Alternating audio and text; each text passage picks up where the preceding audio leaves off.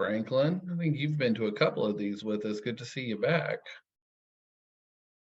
All right. Well, we're actually going to go ahead and get started. As people get in here again, welcome. It's really awesome to see your names pop up on the screen. If you would just go ahead and rename yourself with your city, organization, and pronouns if you feel like it. Also, please feel free to introduce yourself in the chat.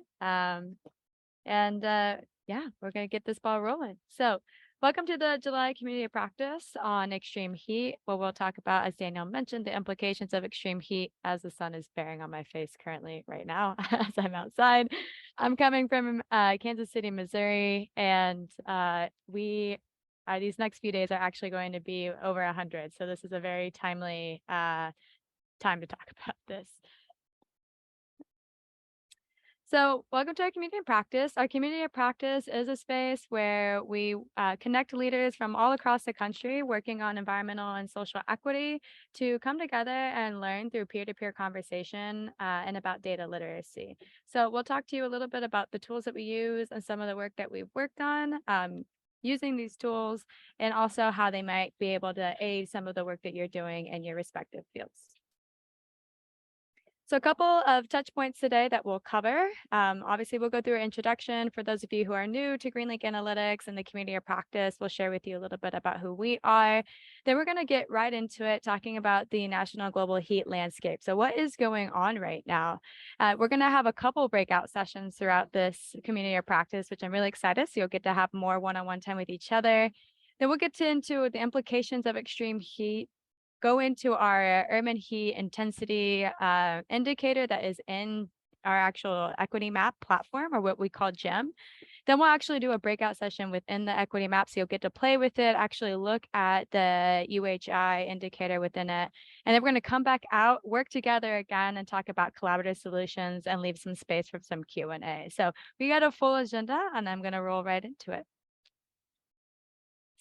So just a little bit about us, our equity team, all of us that are here right now. You have Daniel Wagner, our project manager, Sharanya Madhavan, who is our data scientist, Samantha Hook, who is our equity assistant, all here. All of us are here today. We work with Greenlake Analytics, which is an Atlanta-based nonprofit organization focused on working to advance an equitable clean energy transition as fast and fair as possible. And we're going to talk to you a little bit and get into the equity map today, our Greenlake equity map, or what we call GEM. GEM is a platform that enables you to look at multiple different inequities at once.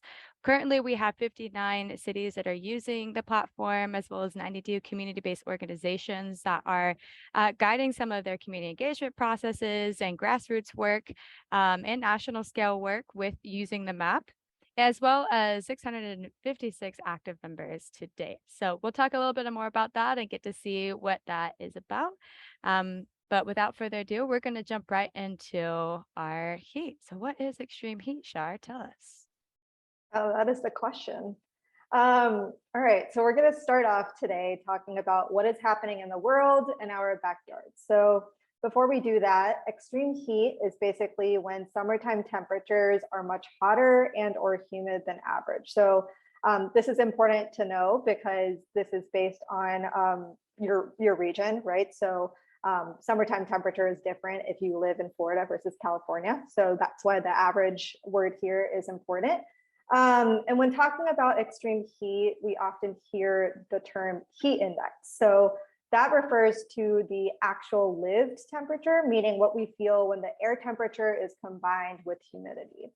And to put this into perspective, when talking about heat indexes in relation to extreme heat, a heat index greater than 103 degrees is known to cause health problems if a person is outside for too long. So this especially affects populations with high chronic health conditions such as asthma, and Jelly will touch on this in a little while.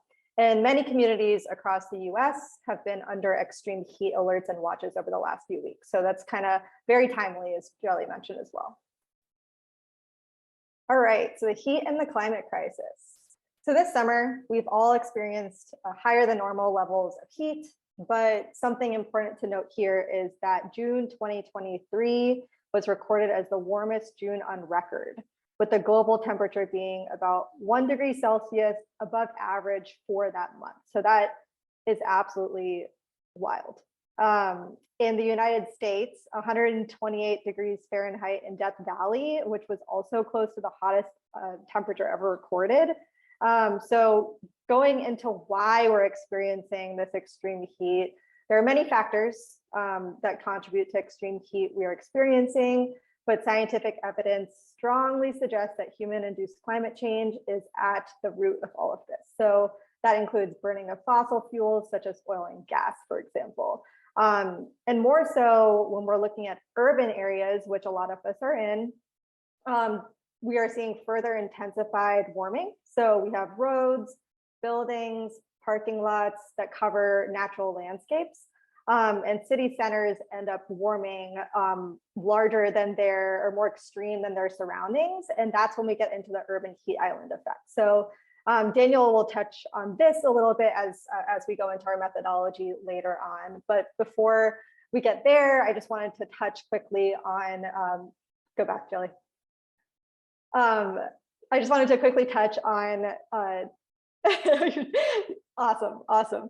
I just wanted to quickly touch on nighttime temperatures and why they're important here. So nighttime temperatures are especially worrisome for public health. And with this extreme heat, we are not seeing as much overnight cooling. So we're therefore seeing higher rates of cumulative heat stress, therefore increasing the risk of problems like heat exhaustion and stress.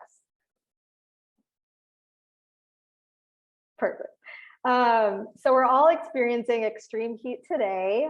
So, before we go into the implications and how to solve some of these issues, I wanted to highlight 3 cities as an example here to put it into perspective.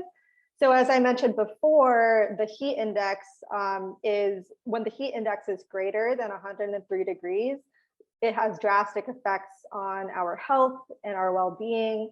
And all of these cities here, and this is just from this summer, have had indexes greater than 103 degrees. So Maricopa County, for example, in 2022 had a large impact that they experienced from extreme heat, but they're experiencing exponential increases of heat-related deaths. So yeah, just to put all of that into perspective. And although these 3 locations happen to be in some of the hotter regions in the United States, it's not just the South that is experiencing extreme heat and weather-related events. We're seeing this nationally, globally. So accompanying extreme heat, we're seeing shifted seasons. We recently saw a tornado in Chicago. That's insane in the summer, and raging wildfires, and we're seeing the smoke in the Southeast, right? So we're seeing, absolutely extreme effects of heat across the United States. So with this, we're going to lead into a breakout room where you all will be able to talk amongst each other and specifically talk to what your experience has been with extreme heat and or weather-related events based on where you are.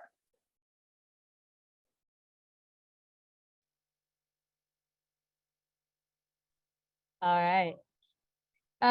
So thank you for that. We'll have an opportunity more to share out loud some of the things that we took away from our breakouts. We are going to go into some of the stories that you shared with us about, what are the implications of extreme heat right now in our cities. As many of you that, at least within my breakout group I talked to, were saying that they're already working on, either one already have like heat departments that are really focused on heat, but also sounding the alarm for how these heat issues intersect with a lot of and exacerbate a lot of other inequities within your city. And so hearing some of the mitigation strategies that you guys are doing, wanting to have it under a holistic understanding of what this could mean. So of course, heat, as Shar prefaced at the beginning, is like a hazard to our well-being. And of course, it's a hazard to the ecosystems that we live in and are a part of. Not only are we seeing more heat related deaths and stress and illnesses, especially for those with pre-existing health conditions like chronic health issues or immunocompromised diseases, we are also seeing that there is an increased energy consumption. So what this does is this destabilizes the energy grid, right? So now many people are reaching their peak period of energy all the time. And that is now creating energy companies to sometimes raise the prices and or just having to meet that demand constantly. And coming from the Midwest as I am, I live in an apartment with 3 window units, and so I have to put 3 times the energy as somebody who has a central unit like air conditioning, right? So just putting in perspective there, kind of what that means. So that also means that I would be paying a lot higher for my utility bills as well, because I have to keep all 3 window units running all the time. So now we're seeing an increased energy burden at this time as well. So especially for some of the conversations that we've had about both indoor and outdoor, like heat related illnesses, stress, and in worst cases, death, like we're seeing this really connectly tied to also our housing conditions and what they're able to support us within these extreme weather events. Also with extreme heat, there's a couple of people here from the Midwest, there is a lot of experience of drought. So we're seeing a lot more, as Shar mentioned, the wildfires that are going on here too. But then also lack of access to water. And what that also means is poor water quality, because we're, again, fighting for that demand to have better water. So that is already just ruining our ecosystems. We've had such an increase of wildfires globally, actually, just in this last couple of years, just with the increasing heat and the ecosystem's inability to maintain that. So with that also, as we saw people within, if anybody is here from New York and like kind of the Northeast and the Southeast, we saw from the wildfires that came from Canada, excuse me, we saw all of that smoke and that residue all in the North and the Northeast. So with these wildfires and with this increased heat, we're also seeing increased emissions and air pollution. And therefore that is speeding up the degree of climate change, because now not only is it hotter and we're having more pollutants, but it's also trapping those pollutants in the air as well. So this also causes causes a hazard to other people with health issues that may be respiratory, for people like have asthma, as an example. And then, of course, this presses a major threat onto the ecosystem. So all the other flora, fauna, and fungi that live and breathe around us, right? So changing the seasons, like Shar mentioned, is also means changing the ecosystem. So birds are not migrating to certain areas because their seasons are changing now. And therefore, there's an imbalance within the ecosystem. We're seeing a lot of land loss and a lot of biodiversity loss with that, especially through these wildfires. And with that, that causes agricultural instability. So farmers are working 20 million times harder just to try to produce food with inconsistent seasons with these droughts, right? And also that makes our food prices go up and makes us very food insecure, especially those who are in areas where this is extremely difficult to access already. So as we can see here, I don't mean to be the bearer of negative news here, but just what is the whole understanding of why it's important to bring in this, bring in the importance of heat related weather events into our narrative around the climate policies and program design. So we're understanding that there is a whole chain reaction and connection between all of these things. However, I'm not just a bearer of bad news. I can pass it to Daniel to share some ways that we may be able to start targeting some of these issues with some of the tools we have. So pass that on to you. All right, so let's talk about one of our best features that have come up, a novel data set that we created here, the Urban Heat Index. And with that, we did a couple of things that were a little bit different.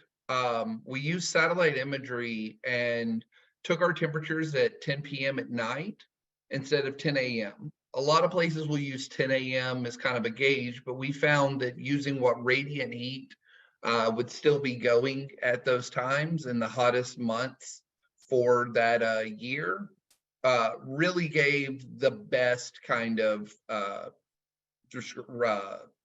indication of what's going on.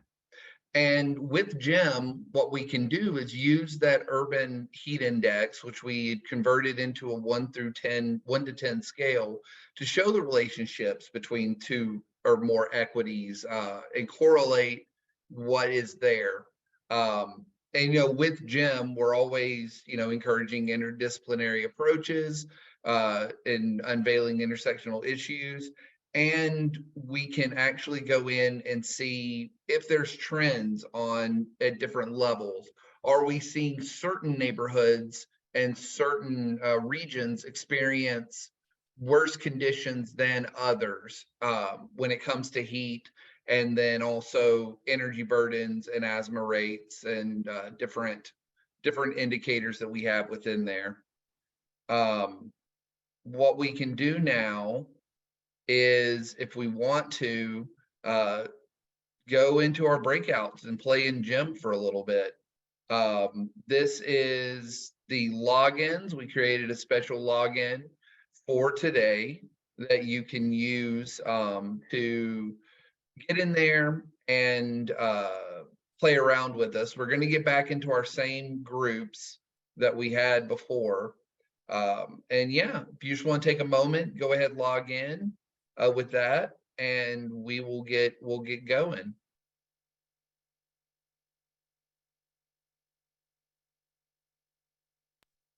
All right, I put all the information in the chat, so you should be able to click on that link and then copy and paste the user and password. But we're going to join our breakouts, and if you have any questions, ask your facilitator. See y'all in there. Could you reshare that post again? With the link information? Yes. Okay, yeah, give me 1 second and I'll get that for you. Oops. Okay, all right. Well, I hope that those breakouts were really fun. I see some people that came off camera, so hello, nice to see your faces.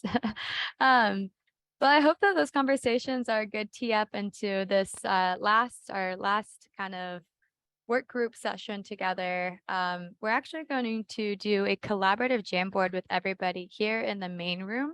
So I'm going to pull up that link, and we're in, I think, yep, Sammy put that link in the chat, so you should be able to get there. So let me stop sharing this presentation and get to the Jamboard. But this is going to be our time to ask each other, the other practitioners in the room working on this issue, some questions about how they're approaching this work, some ideas that you have. I'm a big fan of also questions that we have about approaching this work.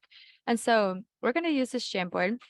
For those of you who are new, this link will take you here. It should say targeted solutions. You have the ability to click a sticky note, type something, and then save it, and it will actually put it on the Jamboard itself. So if I wanted to edit this and I say, what are some of the mitigation tactics you guys have going on in your cities?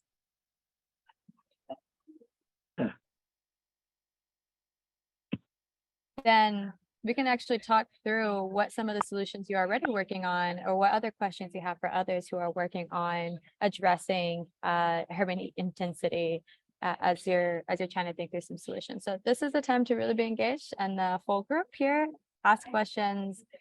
This is definitely a space where we're not trying to have definitive answers as much as we're trying to engage in the process of thinking together.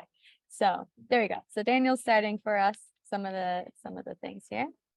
You can also change these colors too if you feel like it. But go ahead as you're in that Jamboard, and also please feel free to come off the mic too, or put it in the chat if you feel more comfortable doing that way as well.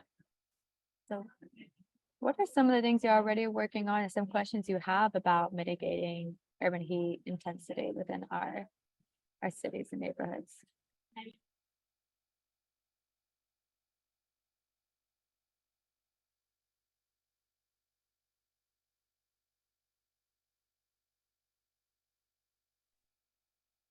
Any brave souls? We're just gonna do better tree coverage. That's it. More trees.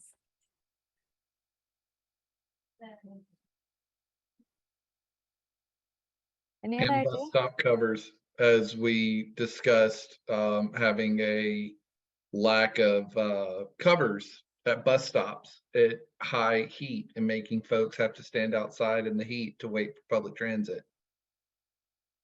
That was brought up in our breakout room, and something I had not thought about. It was excellent stuff.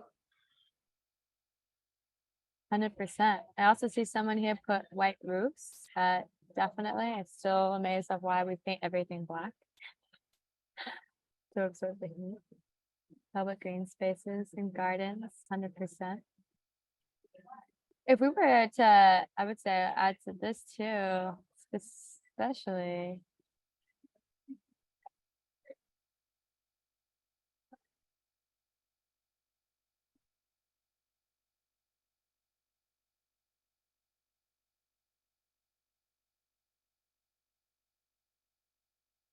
More breaks for outdoor workers. As someone who's worked many jobs outdoors, I agree. Especially doing that work in the summer in Alabama. It is it's a tough way of going.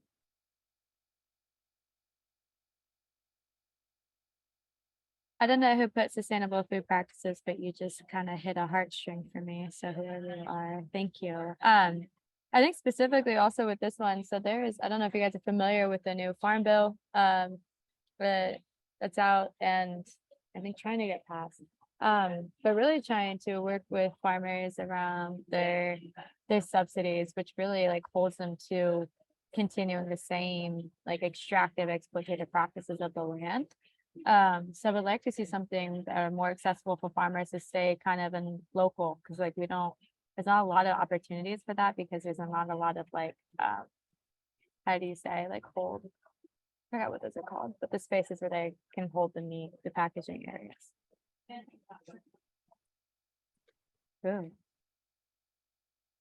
Prohibitions on utility shutoffs. That's a very interesting one. Totally agree. You're only setting up people for failure in extreme weather events by not by cutting them off. And that even can, up here where I'm at, wintertime is tough here in Cleveland, and making sure people also have heat in extreme cold. Definitely something to think about. I'm also curious, as we're putting these here, if these are some things that we've already implemented within our city. So if some of you who are putting these down can share if some of these are already things that are being done too.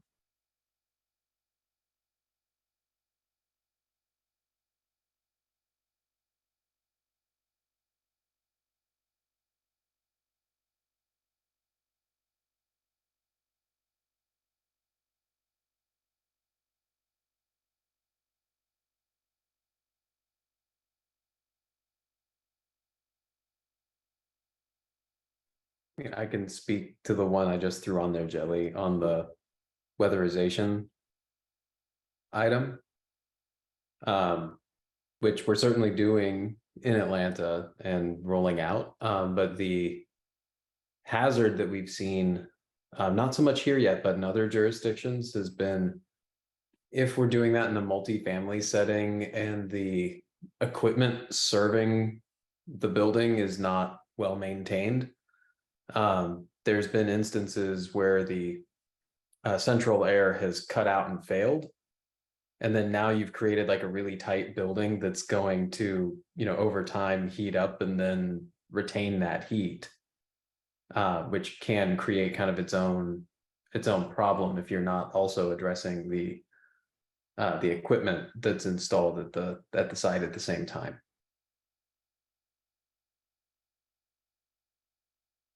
Yeah, definitely. Is there anybody, I know that Atlanta is getting they just had their weatherize program that's being implemented right now. Is there any of that going on in any other city that's represented here today?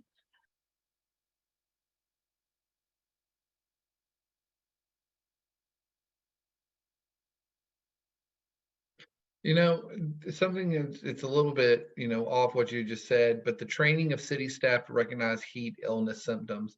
That is something I think we don't necessarily always think about, but being able to definitely realize when someone is having heat stroke or extreme dehydration,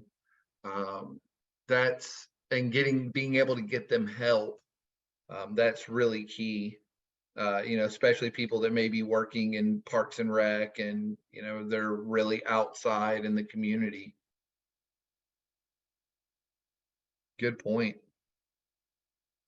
Hi, yeah, Sophia from Honolulu.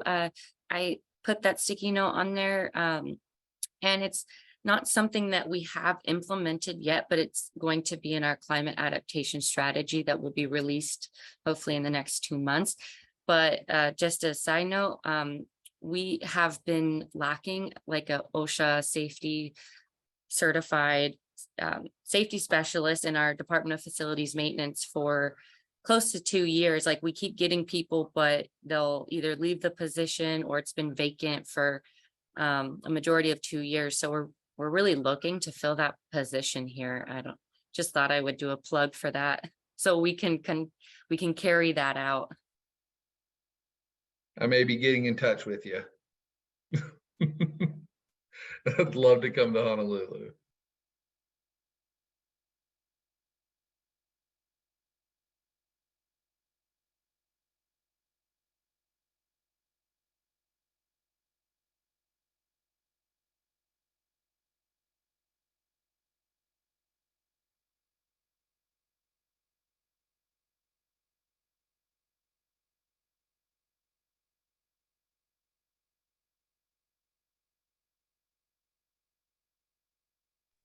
Okay, well, we have a couple minutes here. I don't know if there's anything else anybody else wants to share with this Jamboard, and please feel free to add things in as you're thinking.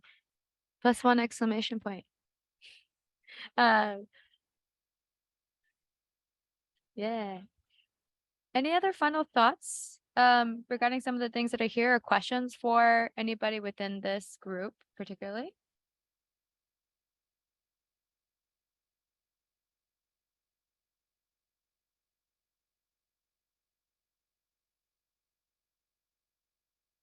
All right. Well, if we don't have any more there, I'm going to stop my screen. I am going to give just a couple of minutes if we have any like final questions that we have. Sorry, let me find my screen again. I need a split screen. So if we have any other questions or comments, just generally, it can be about the data set, it could be about Greenlink, it could be for others here. Definitely, we can definitely get a copy of the PowerPoint for sure. We can send that as we follow up. I guess I have a question on one of the sticky notes that was talking about the cooling retrofits that can be done to homes. And, the obvious go-tos are getting ACs installed, but those are like really energy intensive and with, high costs associated. Is there a list? Maybe I could Google this, but like, is there a working list that with communities that you reach out to constantly that people have been able to collectively put in their ideas for passive cooling retrofit programs? Or is that something maybe we can start? Because, with your network, we could get some pretty good ideas, I think. Yeah, thank you, Sophia. Currently, we do not have a type of list like that, but I think that's exactly what this community of practice is set up to be. So when Daniel follows up, you guys will all be in that message and able to reach out to one another. So if there's other ideas from other cities working or, more advanced on their policies and strategies regarding this kind of stuff, and I think that's definitely an opportunity where we should be resource sharing, right, with this work. So that sounds like a great opportunity for at least this group, and like you said, this platform to start elevating, but right now we don't have anything. That's a great idea.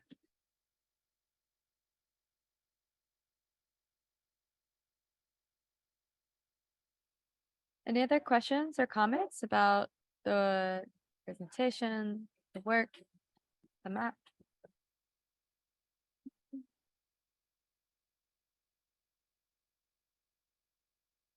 All right. Okay. Well, if there's nothing else, please feel free to reach out to us, but I am going to pass it off to Daniel to close us out. Okay, once again, thank you all for attending. We just wanted to give a quick shout out to our GEM Leadership Committee. They are folks from different disciplines that help us make GEM the best that it can be. And also a shout out to Upright Consulting. They are a great thought partner for us, helping us with these community practices and a myriad of other things. So we wanted to give a quick shout out to both of them. And if you want to connect with any of us, here are our emails. I check my email religiously, so you'll get probably a response quicker than you would think from me, but we all are very active and very passionate and would love to help and speak with y'all. So thank you very much, and we will see y'all next time. All right. Mahalo. Gracias. Thank you, everyone. Happy Thanks. Thank you. Thursday. Yeah. Take care.